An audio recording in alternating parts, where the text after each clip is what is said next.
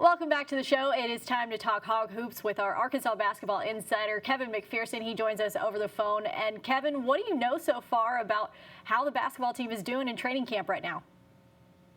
Yeah, it's been now 2 weeks through it. We had some information that we published on hogville.net after week one. We're going to have the same thing here shortly for week two. But some of the takeaways, really, when you look at it now 2 weeks in, and when we're talking about training camp, they went from just strength and conditioning, voluntary work, and some shooting work. Now they're doing, some real drill, coach instruction. It's the entire team, right? It's players, it's coaches. But when you look at it, the big takeaways right now, at least in week two, Vance Jackson Jr., 6'9", pushing 240.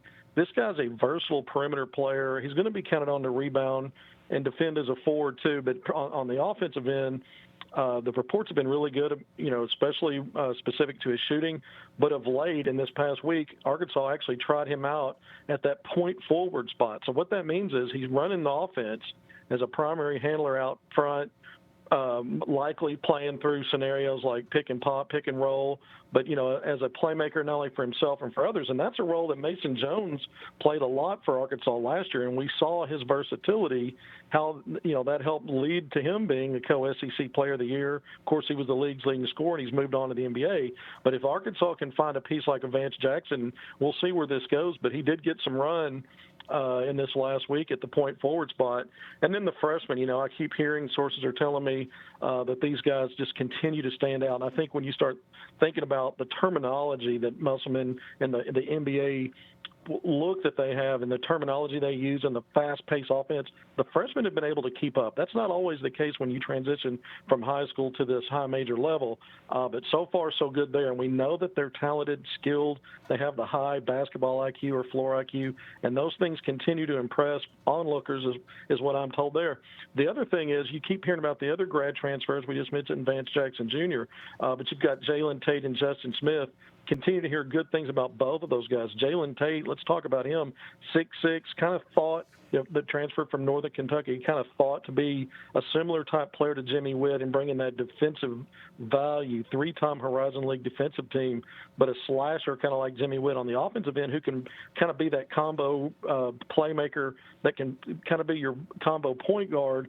But then K.K. Robinson, the freshman, I've heard he's also playing well, running some point for Arkansas, and the things that have stood out are his burst, his feel as a lead guard, but also his shooting.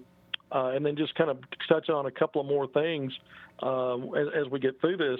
Arkansas, obviously, with Isaiah Joe coming back, we expect to see him, joining the team because he has not taken part in the participation part of the training camp so far through 2 weeks. But you bring him back and couple him with Desi Seals. Now you've got two veteran backcourt guys that know what Musselman expects. They've been through the wars in the SEC. Now you've doubled up your leadership, not just what they bring as players, but that leadership to show the way, take guys under their wing. So you've got leadership and coaching, but you've also got those player-led leadership roles. And I think we're going to see Arkansas benefit from Joe's return there. And just one more thing on that part of it, Connor Vanover and Jalen Williams both had good moments this past week. Some of the things that stand out about that, when you talk about face-up skill for a 7'3" guy and a 6'10" guy, Arkansas goes from rags to riches when you start talking about versatility on the front line last season compared to now, and both of these guys have opened eyes with their ability to not only knock down shots from the perimeter, but pass. They're good passers as well. All right, Kevin, let's talk a little bit recruiting. Chance Moore is a guard who is in the 2021 class, and he's actually going to take a trip to Fayetteville, but it's not an official visit or anything. He just wants to take a look around, I guess. That's the interesting part of it. The NCAA has a mandated dead period. It's been indefinite since the pandemic, really. They've just continued to kind of extend it out. But so there's no on-campus or off-campus official or unofficial visit. So he plans to come with his dad to Fayetteville the weekend of August 8th through 9th, so in about a week, to visit the town is the way he worded it. So there will be no contact with Arkansas staff. All of the restrictions mandated by the NCAA will be recognized there. But I find it interesting. He recently got an Arkansas offer. The Razorbacks coaching staff's done a really good job with this guy in terms of the virtual meetings and the Zoom meetings and being able to really recruit him. I think it says a lot that he's coming to Fayetteville. I'm not going to predict or say that there's going to be a commitment. But you got to keep your eyes open, because anytime you start to see momentum pick up in recruiting a player, and they are coming to town from Georgia at a time where they really can't have on-campus visits, I think it speaks a lot to their interest level. So you just wonder what's around the corner for that player. But a 6'5" shooting guard, ESPN again ranks him national top 50, number 44. If at some point a player like that does commit to Arkansas in that 2021 class, Eric Musselman and the Hogs get on the board in a big way. Well, another 21 guy is Jamai Meshach, a guard. He's 6'4", 190. What can you tell us about him?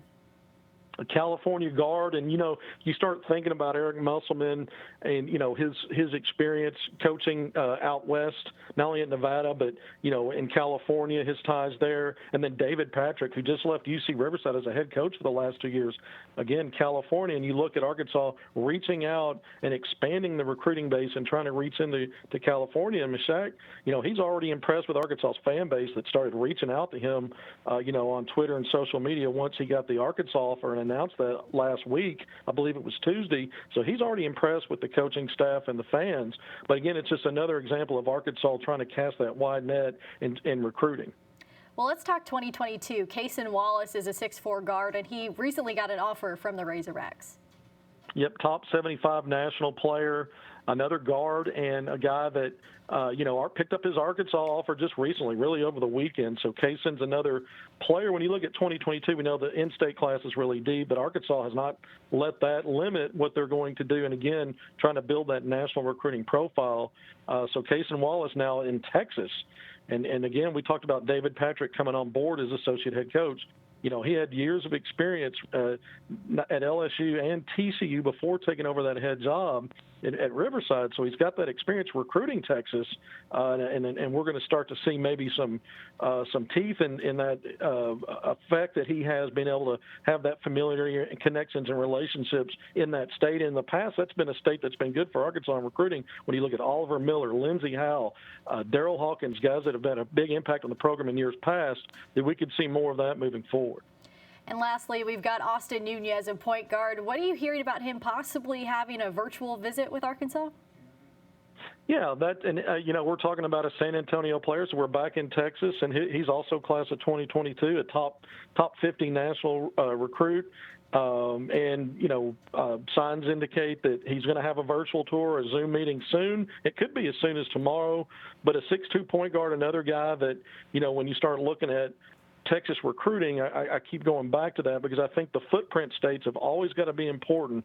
Yes, getting the best players out of Arkansas is key, but if you look at the success of Arkansas basketball in years past, they've done a good job recruiting the footprint states, and Nunez could be another guy as they move in a direction to recruit regionally.